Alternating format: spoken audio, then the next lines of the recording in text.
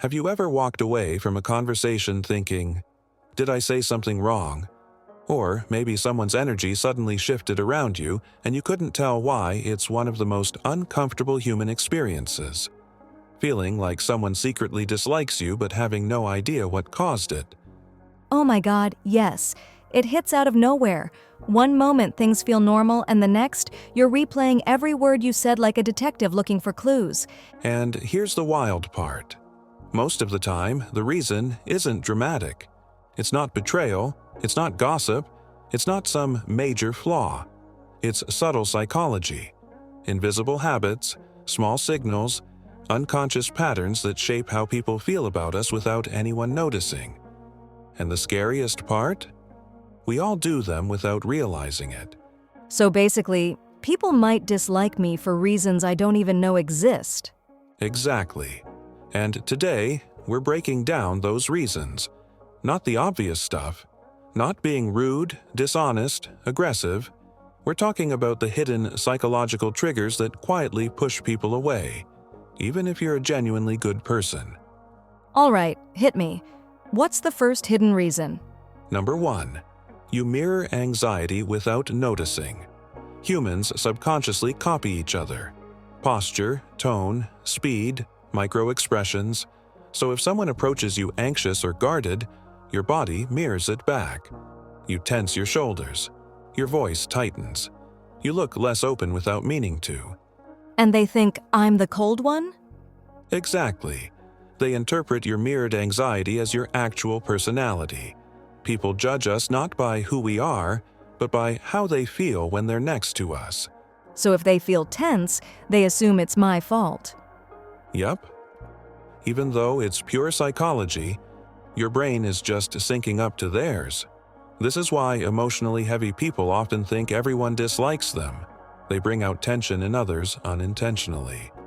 Okay, what's next? Hurt me gently. Second reason. You don't give people identity space.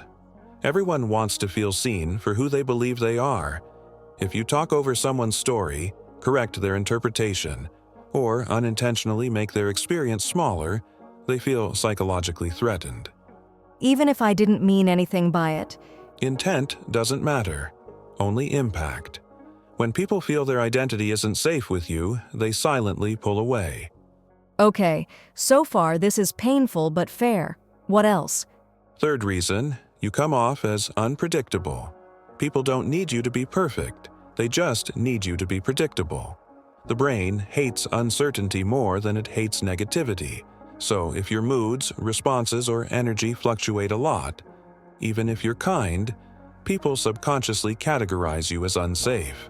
That one hurts, because sometimes I'm tired, stressed, or overwhelmed and it leaks out. And that's totally human. But other people don't have access to your internal context. They only see the behavior. All right, what's the next hidden reason? Let's rip the bandage. Fourth, you trigger their insecurities. And here's the brutal truth. It has nothing to do with you. If you're confident, they might feel small. If you're attractive, they might feel insecure. If you're smart, they might feel threatened. You become a mirror reflecting back the parts of themselves they struggle with. So someone might dislike me simply because I remind them of something they don't like in themselves? Exactly. It's projection 101, and people rarely notice they're doing it. What's next? Fifth, you don't match their rhythm. Every person has a natural social tempo. How fast they speak, how quickly they respond, how emotionally intense they are. If your rhythm is slower or faster, softer or louder, more expressive or more stoic, they feel friction without understanding why.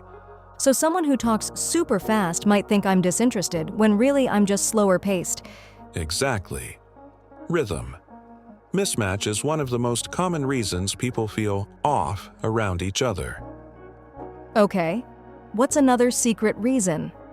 Sixth, you don't validate enough. You may think you're listening, and maybe you are, but if people don't feel understood, they fill that void with resentment. Humans crave emotional acknowledgement more than advice, solutions, or logic. So even if I'm trying, they might still walk away feeling unseen? Yes, Emotional validation is silent glue. Without it, people detach quickly. Wow. Okay.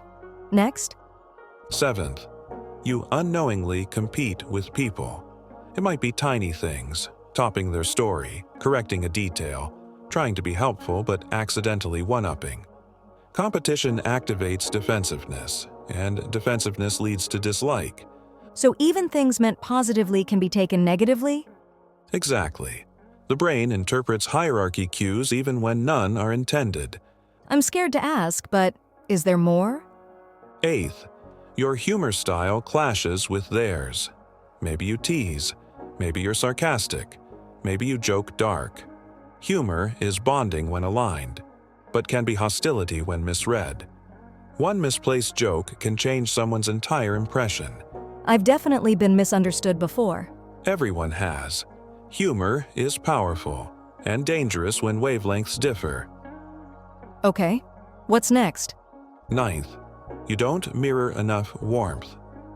Most people judge likability within seconds based on micro-signals. Eyebrows slightly raised, small smile, open posture, tilt of the head.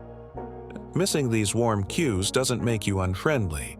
It just makes you unreadable. And unreadable feels untrustworthy. So neutral can be mistaken as negative. Exactly. People fear what they can't interpret. And the last one? 10th, and maybe the most important, you remind them of someone who hurt them. The brain doesn't forget emotional patterns. If your voice, posture, expressions, or communication style resemble someone from their past, an ex, a parent, a bully, a friend who betrayed them, they react to that memory, not you. That's heartbreaking, being disliked for someone else's sins. It's not your fault. It's psychology. So what do we do? How do you stop people from secretly disliking you? 3 powerful things. Okay, give me the antidotes. First, regulate your emotional presence. People connect with predictability. If your emotional tone is calm and warm, people instantly feel safe. Emotional stability equals social magnetism. Exactly. Second, validate before responding. When someone talks, reflect their feeling. Not the facts, the emotion. It disarms defensiveness instantly. Makes sense. People want to feel understood, not corrected. And third, become more self-aware of your rhythm, warmth, and impact. Not to change who you are, but to understand how you're perceived. So likability isn't luck, it's skill. Exactly. And the beautiful part? Small changes create massive effects. A softer tone, a slower response, a little more emotional reflection, a bit more warmth in the eyes. These tiny signals rewrite how people feel around you. Honestly, this makes me feel hopeful. Good. Because here's the big truth.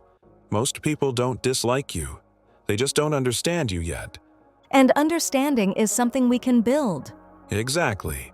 And if you enjoyed this conversation, subscribe to The Curiosity Vault, where we uncover the hidden forces shaping your thoughts and behavior.